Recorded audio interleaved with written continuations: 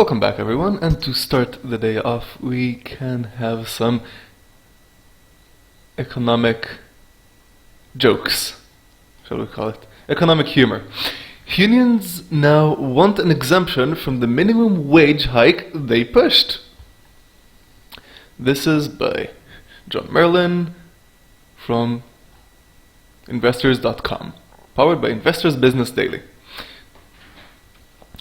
Those who think the minimum wage doesn't cost jobs might want to have a chat with unions in Los Angeles. After pushing for a big hike in the city's minimum wage, which will climb to $15 an hour by 2020, labor leaders now want an exemption for companies that have unionized workers. So let's get this straight. The unions have pushed and supported the laws to increase the minimum wage, and now the unions want to be exempted from the raise in minimum wage. I wonder why. Oh, shall we see? According to Rusty Hicks, head of the Los Angeles County Federation of Labor, with a collective bargaining agreement, a business owner and the employees negotiate an agreement that works for them both. The agreement allows each party to prioritize what is important to them. The union exemption would, Hicks said, give the parties the option, the freedom to negotiate that agreement, and that is a good thing.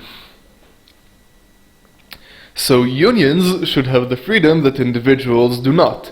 Individuals should not have the freedom to negotiate an agreement which is beneficial to both the employee and the employer. I see how it works.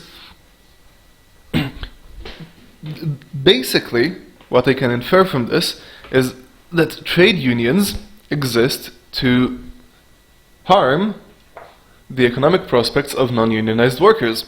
This is the only logical conclusion which follows from this statement. Yes, the parties gives the party the option, the freedom to negotiate the agreement, and that is a good thing.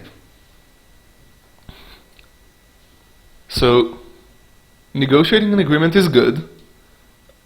Agreeing on any value of work with your employer is good, but that special right, should be reserved only for the unions.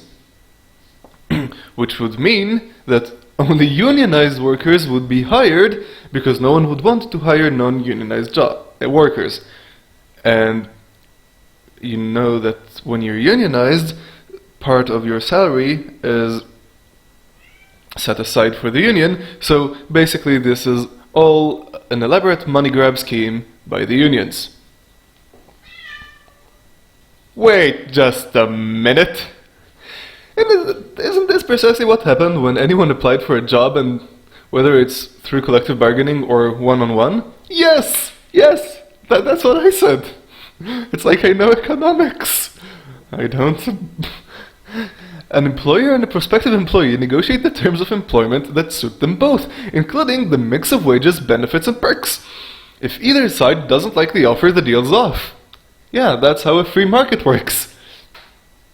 It's like I know the future. It's called the free market, and it works just well when it comes to pricing labor as it does cars, homes, food, stocks, vacation packages, and countless other things bought and sold every day. What's more, when the government intervenes in this pricing process by mandating artificially higher or lower prices, it inevitably creates shortages or surpluses. In the case of a higher minimum wage, it does both. It creates a shortage of entry-level jobs and a surplus of unemployed workers. When restaurants and other businesses in Los Angeles tried to explain this to the city council and ask for the freedom to negotiate wages with their own workers, labor activists shut them down. Apparently, only union bosses can be trusted with a free market. And to this minimum wage hike, all I can say is, meet your new replacement. This is just too precious not to mock. It's I don't like Ayn Rand very much, but this is Ayn Rand come to life. It's hilarious, and disturbing both at the same time. The free market works, people. It created this. It created the internets. It created the Twitter, the Facebook, the YouTube. Right? The free market is a wonderful, wonderful idea.